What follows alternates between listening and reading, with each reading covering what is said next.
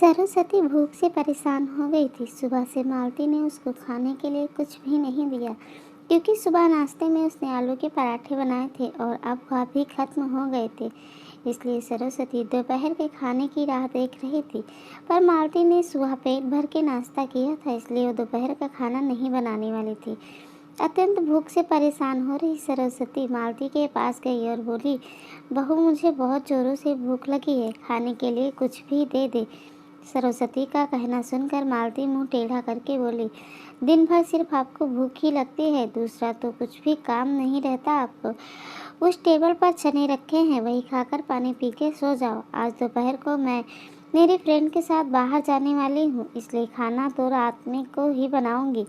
यह सुन के सरस्वती का मन उदास हो गया। फिर सरस्वती धीरे से बोली, तू कहे तो मैं खुद के लिए कुछ बना लूँ। मालती गुस्से से बोली, एक व्यक्ति के लिए खाना बनाओगी क्या? सोचकर मालती किचन में गई और उसने फ्रिज में रखे हुए बासी चावल निकाले। अचार के साथ वह चावल एक थाली में परोसकर सरस्वती के आगे रख कर बोली कि खा लो। ऐसा कहकर पर्स लेकर मालती घर के बाहर चली गई। चावल फ्रिज में रखे थे, तभी भी वह खराब हो गए थे, उनसे गंदी बदबू आ रही थी। सरस्वती ने गुस्से से वह चावल डस्टबिन में डाल दिए। उसके बाद उसने दाल चावल निकाल कर अपने लिए गरम गरम खिचड़ी पकाई और पुदीने के चटनी के साथ खाई और सब बर्तन घिस कर किचन साफ किया और चुपके से अपने रूम में जाकर सो गई। मालती ने भले ही खाना पकाने से मना कर दिया था, पर यह घर उसका भी था और वह खुद का खाना खुद बना सकती थी। दूसरे दिन सुबह सरस्वती अपने रूम में बैठी थी, उतने में उसका बेटा रमेश उधर आया और बोला, माँ, आजकल महंगाई बहुत बढ़ गई है, मुझे घर खर्च चलाना भी बहुत कठिन हो रहा है। ऊपर से पापा की तेरहवीं पर भी बहुत खर्च हुआ। मैं सोच रहा था कि एक रूम किराए पर दे दिया जाए, घर का किराया आने पर घर का खर्च में थोड़ी मदद होगी। सरस्वती बोली, बेटा, तुझे जो ठीक लगेगा तू वही कर। उसके बाद रमेश गला साफ करते हुए बोला, माँ, तेरा रूम खाली कर दे और नीचे के रूम में शिफ्ट हो जा। उस छोटे रूम में टॉयलेट और बाथरूम नहीं है तो उसे कोई किराए पर नहीं लेगा। सरस्वती चौंक गई और बोली, वाह, रूम छोटा है और वो तो स्टोर रूम है, मैं उधर रहूँगी तो टॉयलेट बाथरूम कैसे जाऊँगी? रमेश बोला, माँ, तू आंगन के टॉयलेट में जाया कर, तू तो वो घर ही रहती है ना। जिसको हम रूम किराए पर देने वाले हैं उसको तो सारी सुख सुविधाएं तो चाहिए ना। वैसे भी यह रूम भी बहुत बड़ा है, पापा के जाने के बाद तुझे इतने बड़े रूम की क्या ज़रूरत है? सरस्वती कुछ क्षण शांत रही और सोचने के बाद बोली, टेरेस पर जो रूम है वह भी हम किराए पर दे सकते हैं, उस रूम में सब सुख सुविधा है। उस पर रमेश बोला, नहीं माँ, वह रूम हम किराए पर नहीं दे सकते, वह अपने मेहमानों के लिए रखा है।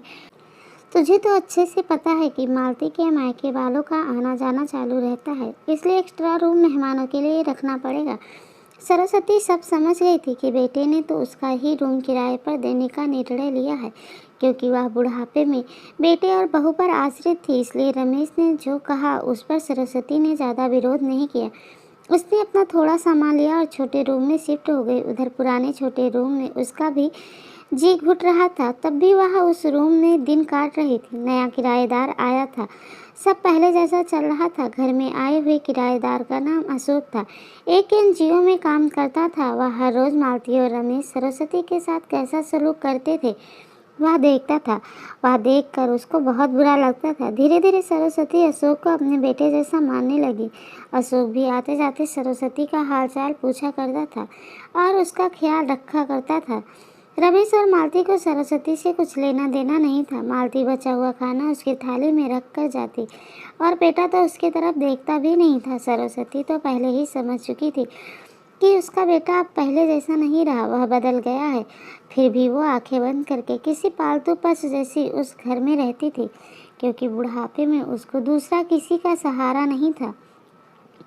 रोटी के दो टुकड़ों के लिए उसको उनके सहारे रहना पड़ रहा था। कभी कभी सरस्वती को बहुत रोना आता था। सरस्वती अशोक को अपने मन की बात बताने लगी। उनके पति की मौत बेटे की लापरवाही से हुई थी, पर वो ज़्यादा नहीं बोल पा रही थी। जब पति काम पर जाते थे तब घर में हम दोनों को बहुत मान सम्मान मिलता था। जब वह काम करने में असमर्थ हो गए तब रमेश को उन्होंने घर खर्च में मदद किया कर ऐसा कहा। यह बातें रमेश के मन को बहुत लगी। जब तक पति घर चला रहे थे रमेश अपने सब पैसे बचा लेता था, पर अब शर्म से और मजबूरी में उसको घर खर्च चलाना पड़ रहा था। धीरे धीरे माँ बाप का खर्च उसको बोझ लग रहा था, लेकिन वह स्पष्ट रूप से कुछ भी नहीं कह सकता था। इस बीच पति का स्वास्थ्य बहुत बिगड़ गया और वह चल बसे। डॉक्टर के पास जाने से पता चला कि उनको निमोनिया हुआ था। डॉक्टर थोड़ी महंगी दवाइयाँ लिख कर देते थे, तो रमेश पैसे बचाने चाहिए इसलिए रमेश आधी दवाइयाँ लेकर आता था। शुरू में पति का स्वास्थ्य सुधर गया था, तब रमेश ने उनकी गोलियाँ औषधियाँ बंद कर दी थी। पति भी इन चीज़ों पर ज़्यादा ध्यान नहीं देते थे, लेकिन एक रात में उन्हें सांस लेने में बहुत परेशानी हुई। सरस्वती बहुत घबरा गई और वह भाग के गई और रमेश के कमरे का दरवाज़ा ठोकने लगी और कहने लगी कि पापा का स्वास्थ्य बहुत बिगड़ गया है, चल हम उन्हें डॉक्टर के पास लेकर चलते हैं। पर रमेश बोला, माँ मुझे अब सोने दे, मुझे बहुत नींद आ रही है, हम सुबह पापा को डॉक्टर के पास लेकर जाएंगे। ऐसा कहकर उन्होंने दरवाज़ा बंद कर दिया था। सरस्वती रात भर पति के तकिए के पास चिंतित बैठी रही। कभी छाती को तेल लगाकर मालिश कर रही थी, तो कभी बाफ दे रही थी, पर भगवान को कुछ अलग स्वीकार था। सुबह तक उनकी मृत्यु हो चुकी थी। घर में कब्रिस्तान जैसी शांति थी। रमेश रोने का नाटक करने लगा। मालती तो ऐसे रो रही थी जैसे उसको वास्तव में ससुर चले गए। इस बात पर बड़ा दुख हो रहा है। सबसे ज़्यादा धक्का लगा सिर्फ सरस्वती को, पर वह कुछ बोल नहीं पा रही थी। सरस्वती की आंखों से आंसू आ रहे थे और उसके ओठ थर-थर काँप रहे थे, जैसे कि वो कहना चाहती हो कि अब रोने का नाटक क्यों कर रहे हो, मेरे पति की मौत के आप दोनों जवाबदार हो। पर वह कुछ बोल नहीं पाए। क्रियाकर्म कर दिया गया। सरस्वती के दिमाग में हमेशा एक बात चलती थी, रमेश ने लापरवाही नहीं की होती तो आज मेरे पति जिंदा होते। उनकी मौत के बाद मालती और रमेश का व्यवहार बहुत बदल गया था। सरस्वती को भी उनके व्यवहार की आदत पड़ गई थी, इसलिए वह उनकी तरफ से कोई भी अपेक्षा नहीं रखती थी, पर उनका मन उसे अंदर ही अंदर खाए जा रहा था। ऐसी हालात को सबक भी नहीं सिखा सकती। एक दिन उनका किराएदार अशोक उसके पास आया और सरस्वती को कुछ बातें उसने समझाई। वह बातें सुनकर सरस्वती की आंखों में एक नई उम्मीद जागी। दूसरे दिन सुबह सरस्वती मालती और रमेश के पास आई और बोली, मुझे तुम दोनों से बहुत ज़रूरी बात करनी है। मुझे ऐसा लग रहा है तुम दोनों को मेरे साथ रहने में प्रॉब्लम है, इसलिए मैंने सोचा है कि मैं वृद्धा आश्रम में रहूँगी। सरस्वती का कहना सुनकर मालती बहुत खुश हो गई। रमेश ने थोड़ा दुखी होने का नाटक किया। फिर थोड़ी देर में सरस्वती ने उन दोनों के चेहरे के हाव भाव देखे और बोले, रमेश तुझे दुखी होने की ज़रूरत नहीं है और मालती तुझे इतना खुश होने की ज़रूरत नहीं है। पहले मेरी सब बातें सुन लो। और सरस्वती हंसकर बोली, यह बातें सच्ची है कि वृद्धा आश्रम में मैं रहूँगी, पर मैं इस घर से कहीं नहीं जाऊंगी। मैं इस घर को ही वृद्धा आश्रम बनाऊंगी। अब यहाँ तुम्हारे जैसे स्वार्थी बेटे और बहू यहाँ नहीं रहेंगे, मेरे जैसे बूढ़े लोग यहाँ रहेंगे। ये मेरे आखिरी निर्णय हैं। यह सुनकर रमेश और मालती दोनों ही चौंक गए। रमेश और मालती एक दूसरे की तरफ देखने लगे। उन दोनों ने सोचा था कि सरस्वती घर छोड़कर चली जाएगी तो वह दोनों खुशी से रहेंगे। उनको लगा था कि अब उनका सरस्वती की जवाबदारी लेनी नहीं पड़ेगी, उसका ख्याल नहीं रखना पड़ेगा।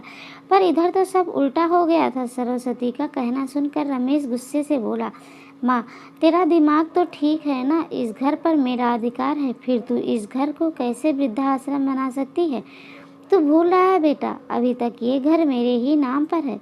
सरस्वती गुस्से से बोली, तुम दोनों ने मुझे बहुत परेशान किया है, छोटी छोटी बातों पर मेरा अपमान किया है, बीमारी के वक्त भी मुझ पर ध्यान नहीं दिया, खाने पीने के लिए भी मुझे बहुत तरसाया। तेरे पिताजी भी मुझे छोड़कर चले गए। अगर मैंने कठोर निर्णय नहीं लिया तो मेरा भी वही हाल होगा जो तुम्हारे पापा का हुआ था। इसलिए मैंने सोचा है कि बेटे के झूठे प्यार के जाल में फंसने से अच्छा है मैं अपने बारे में सोचूं। रमेश घुटनों पर आकर बोलने लगा, माँ मुझे माफ़ कर दे, हम दोनों तेरा अच्छे से ख्याल रखेंगे, तेरा कभी भी अपमान नहीं करेंगे, पर तू इस घर को वृद्धा आश्रम मत बना। माँ थोड़ा सोच कर तो देख हमारा क्या होगा। सरस्वती ऊंची आवाज़ में बोली, मैंने और तेरे पापा ने तुझे अच्छे संस्कार दिए थे, फिर भी तूने सिर्फ तेरे परिवार के बारे में ही सोचा, हमारा नहीं। फिर भी तेरा कैसे सोचूं? तू तेरे परिवार का सोच, मेरी चिंता मत कर और जल्द से जल्द ये घर छोड़कर चला जा, क्योंकि इस घर में अब अच्छे लोग रहने आ रहे हैं। इतना कहकर सरस्वती अपने रूम में चली गई और रमेश मालती शांत सरस्वती को जाते हुए देखते ही रह गए।